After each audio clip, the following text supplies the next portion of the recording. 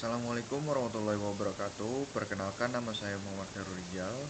Pada kesempatan kali ini saya akan mempresentasikan hasil review dari chapter 2 dengan buku yang berjudul Software Testing Foundation: A Study Guide for the Certified Tester Exam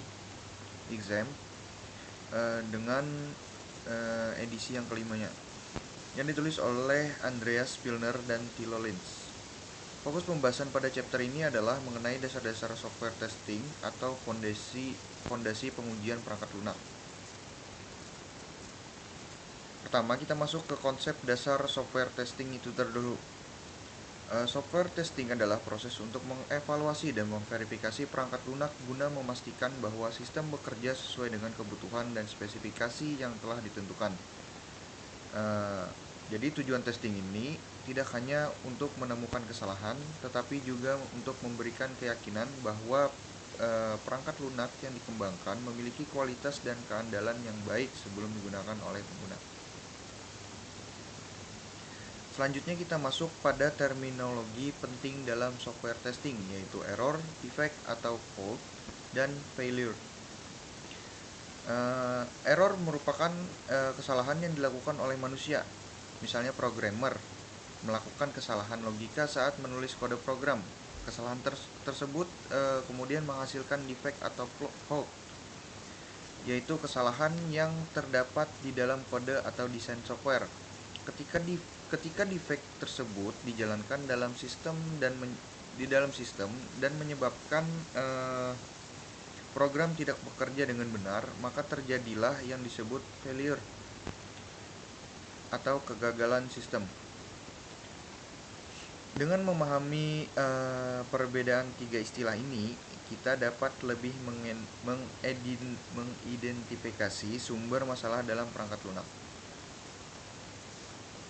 Berikutnya adalah terminologi yang berkaitan langsung dengan proses pengujian, yaitu test case, test data, test condition, dan test result. Test case merupakan skenario pengujian yang dirancang untuk memverifikasi apakah suatu fungsi dalam software berjalan dengan benar. Test data adalah data yang digunakan saat melakukan pengujian. Untuk test condition adalah kondisi atau situasi tertentu yang harus diuji dalam sistem. Sedangkan test result merupakan hasil dari proses pengujian yang menunjukkan apakah software berhasil atau gagal dalam memenuhi kondisi yang diuji. Selanjutnya kita membahas mengenai tes artefak dan hubungan antar artefak testing. Tes artefak merupakan dokumen atau produk yang dihasilkan selama proses testing, contohnya seperti test plan, test case, test script, dan test report. Hubungan antar artefak biasanya dimulai dari requirement atau kebutuhan sistem. Requirement kemudian diturunkan menjadi test condition, lalu dibuat test case, kemudian dilakukan test execution atau eksekusi pengujian, dan akhirnya menghasilkan test report sebagai laporan hasil testing. Nah, dokumen-dokumen ini sangat penting karena membantu proses testing menjadi lebih struktur dan mudah dilacak. Berikutnya adalah mengenai testing effort. Testing effort adalah jumlah usaha atau sumber daya yang diperlukan untuk melakukan pengujian perangkat lunak. Beberapa faktor yang mempengaruhi testing effort antara lain kompleksitas software, jumlah fitur yang diuji, tingkat resiko sistem, serta pengalaman tim pengujian. Karena itu, proses testing membutuhkan waktu, sumber daya, serta perencanaan yang baik agar pengujian dapat dilakukan secara efektif. Nah, selanjutnya kita masuk ke bagian yang sangat penting dalam software testing, yaitu 7 prinsip dasar penting atau 7 principle of testing. Prinsip yang pertama adalah testing menunjukkan adanya defect, atau testing show presence of defect. yang artinya testing hanya dapat menunjukkan bahwa masih ada bug di dalam sistem, tetapi tidak bisa membuktikan bahwa software benar-benar bebas dari bug itu tersebut. Untuk prinsip kedua yaitu exhaustive testing is impossible. Tidak mungkin kita menguji semua kemungkinan kondisi dalam software karena jumlahnya yang sangat banyak. Prinsip ketiga adalah early testing. Nah, pengujian sebaiknya dimulai sejak tahap awal pengembangan agar kesalahan dapat ditemukan lebih cepat. Lanjutnya untuk prinsip keempat adalah defect clustering. Nah, sebagian besar bug biasanya terkonsentrasi pada beberapa bagian tertentu dari sistem tersebut. Untuk prinsip kelima adalah pesticide paradox. Jika test case yang digunakan selalu sama, lama-kelamaan tes tersebut tidak lagi efektif menemukan bug baru. Selanjutnya, prinsip keenam adalah testing is context dependent. Metode testing dapat berbeda-beda tergantung pada jenis sistem atau aplikasi yang dikembangkan. Dan prinsip terakhir adalah absence of error fallacy.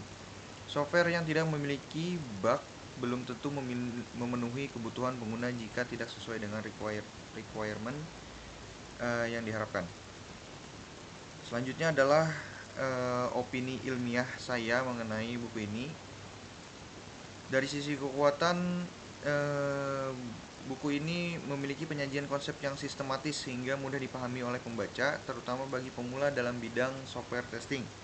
Selain itu, materi yang disampaikan juga relevan dengan standar industri seperti sertifikasi ISTQB. Buku ini menjelaskan prinsip-prinsip testing yang sangat fundamental dan menghubungkannya dengan konsep quality assurance atau QA dalam pengembangan software. Nah, sedangkan kelemahannya adalah jumlah studi kasus yang masih terbatas, sehingga pembaca masih kurang mendapatkan gambaran implementasi nyata di proyek software. Selain itu, pembahasan mengenai teknologi testing modern seperti automation testing juga masih relatif sedikit. Buku ini juga cukup fokus pada persiapan sertifikasi sehingga pendekatannya lebih teoritis dibanding praktis. Selanjutnya ada perbandingan buku jika dibandingkan dengan buku lain seperti Foundation of Software Testing yang ditulis oleh Dorothy Graham dan Eric van Veenendaal. Itu terdapat beberapa perbedaan. Buku Software Testing Foundation itu lebih berfokus pada konsep dasar testing dan sebagai panduan belajar untuk sertifikasi ISTQB. Sedangkan buku Foundation of Software Testing lebih banyak membahas teknik pengujian serta penerapan pada proyek nyata. Sebagai kesimpulan dari chapter ini, software testing merupakan proses yang sangat penting dalam pengembangan perangkat lunak karena berfungsi untuk menemukan defect dan memastikan sistem berjalan sesuai dengan kebutuhan. Pemahaman mengenai konsep dasar seperti error, defect, dan failure membantu kita dalam mengidentifikasi sumber kesalahan dalam software. Pengujian juga sebaiknya dilakukan sejak tahap awal pengembangan agar kesalahan dapat ditemukan lebih cepat dan biaya perbaikan menjadi lebih rendah. Selain itu, 7 prinsip dasar software testing menjadi fondasi yang penting yang harus dipahami oleh setiap software tester agar proses pengujian dapat dilakukan secara efektif dan sistematis. Mungkin itu saja yang saya dapat presentasikan. Terima kasih atas perhatiannya. Wassalamualaikum warahmatullahi wabarakatuh.